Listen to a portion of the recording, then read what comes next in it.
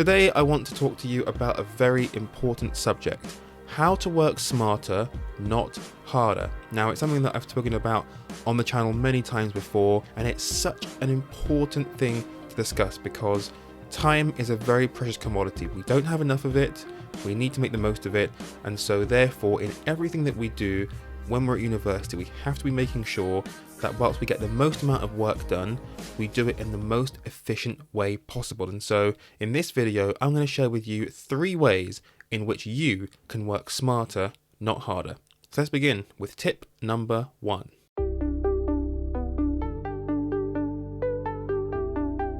The first way in which you can work smarter, not harder, is by stopping the all-nighters.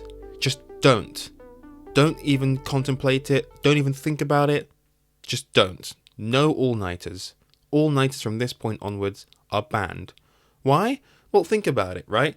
If you're staying up all night to do work, then all you're doing is trying to work whilst you're tired.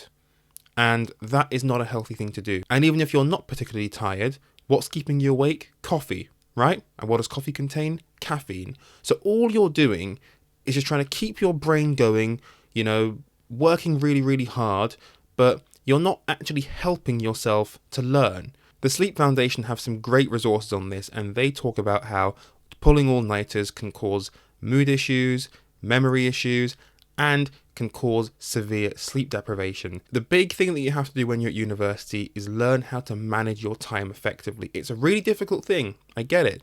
There's so many things going on, lots of different priorities. You're balancing lectures, seminars, nights out, just trying to get all your work done. It's a lot, but all-nighters are not the answer.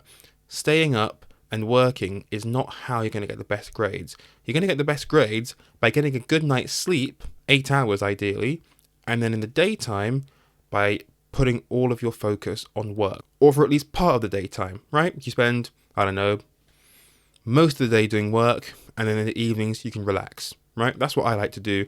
In fact, most days, to be honest with you, I don't tend to work more than about 2 or 3 hours on something in the daytime, and that's when I really focus, get that work done. Then I know when I get home in the evenings, I can just chill out, not have to worry about doing any work, and that's how I keep myself going. So all-nighters, don't do it. Instead, you've got to be able to manage your time more effectively.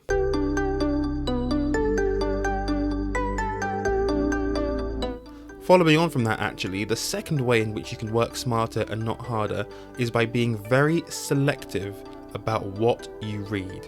Now, when you first go to university, you're going to be absolutely petrified. You're going to be thinking, oh my God, there's going to be so much reading to do. How am I going to manage it all? I'm going to have to read all these books. It's going to be absolutely crazy. No, believe me, it is not that intense at all. Frankly, and most university lecturers will actually tell you this, if you sit down reading book after book after book in its entirety, you're actually not doing yourself a favour. You're doing yourself a disservice because you're not looking for the most important information that you need to be able to write an essay or help you write an exam, right? So the best thing to do when it comes to reading is, first of all, don't read the whole reading list. It's not worth it. Second of all, if you're doing a specific exam or a specific essay question, which is about a specific topic, then do the reading for that topic, right? And you have to drill down granularly. Think about what your argument is. What are the points you're arguing? What are the counter arguments? And you basically just read the books or the journals which give you those arguments, right? It really isn't rocket science if you think about it. The answers are all in the reading. You just have to go ahead and do the reading, but the reading that will give you the answer, not the reading that won't give you the answer, because otherwise you'll be sitting down for hours on end, reading stuff that's completely pointless and not going to help you do anything. And you will find that when you start doing that, not only will your reading become quicker, but actually you'll start to enjoy it more because you're like, oh, okay, this is what makes sense now. This is helping me answer the question, and you'll become much more engaged with it. And that is how you can then develop your arguments and your analysis further and get those top marks. So reading very carefully, being selective, don't read the whole reading list. It's not worth it. Another good tip when it comes to reading, especially for journals, which are really, really good, if you're just looking for the argument of a piece, right? The 2 or 3 main points that an author or an academic is arguing, then the good thing to do is to read the abstract at the very start of a journal, which will lay out their key points in a nutshell. You can clearly see what the arguments that they'll be making are, and if they align with what you're doing, carry on reading, go to a specific section. If not, you move on. But that sort of thing, especially when it comes to dissertation, is so important and will make your life 10 times easier.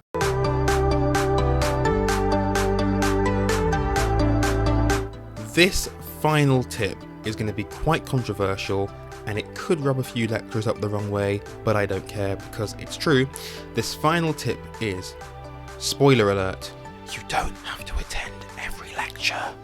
You really don't. From the student's perspective, okay, in some cases, they're pointless, okay? Let me give you an example, right? About a year ago, whilst working on my dissertation, I was doing a particular module and I figured out that for this particular module, I was answering 2 specific essay questions about 2 specific topics. Now, the remainder of the seminars had nothing to do with those topics. They were all about other things that were not going to be helpful in me getting a good grade in that module because they were not about the questions that I would be answering. So I just said, well, you know what? I'm going to skip these lectures and I'm going to focus more on the dissertation instead of wasting time in seminars that are not going to be helpful to me getting a good grade in this module. And in the end, I mean, I got a first in not just that module, but in my dissertation. So I think it does work. Again, it comes back to this thing of being efficient with your time and making the most of the time that you have, okay? If you have a lecture or seminar about a specific topic within a module that you know will not help you pass the module because you're not answering an essay question on that, for example, then it really doesn't hurt to just say, you know what, I'm going to skip this one because it makes no difference, right? And I understand, you know, I am absolutely a stickler for the rules. I'm always the person that follows the rules and goes along with what the university has to say. And in most instances, the university's right. But in this instance, it doesn't make any sense whatsoever, right? You have got to prioritize the most important things. And the most important thing for me at the time was the dissertation and spending the couple of hours that I would have been in that seminar to actually do reading for the dissertation. And that way I'm making the most of my time and I'm ensuring that I'm not working too hard on the other module.